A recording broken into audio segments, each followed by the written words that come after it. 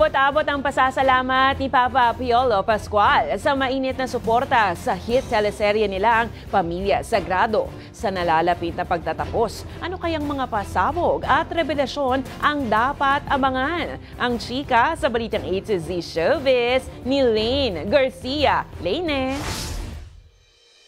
Ilang linggo na nga lang at magtatapos na ang kapamilya hit teleserye na Pamilya Sagrado.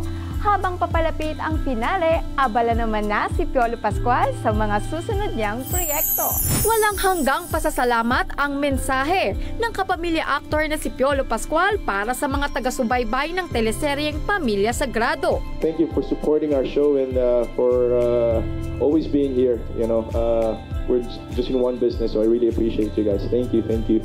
Sa media conference ngayong Martes, masaya ang aktor na si Papa P sa kabila ng nalalapit na pagtatapos ng teleserye. Main character si Piolo na gumaganap bilang si Rafael Sagrado.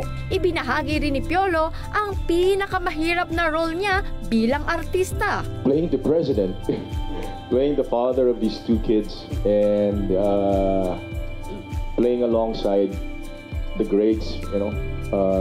My dad, Chippy, Tercio Cruz III, John Arcilia, and of course watching them, even Osang, Shaina, Maylene, Aiko, all of them, they brought in so much, you know, passion doon sa trabaho nila. So, ang sarap pag kasama ko doon. So, yun ang nakaka-challenge every time we come to the set and we have to prepare for scenes.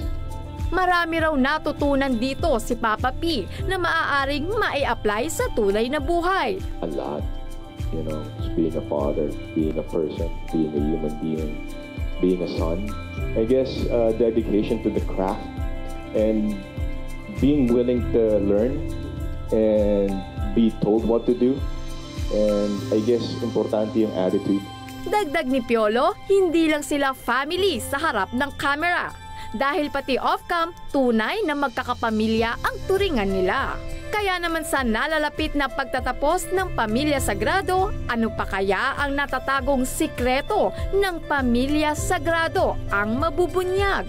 Samantala, handa na rin si Piolo para sa exciting and most awaited movie nila ni Bossing Vic Soto.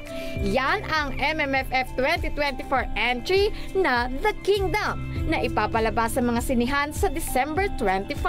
Pero sa dami nga ng offer kay Papa P, paano nga ba siya pumipili ng projects? I made sure that I gave life to a character na may kapupulutan ng aral. Para sa Balitang A to Z Showbiz, Lane Garcia.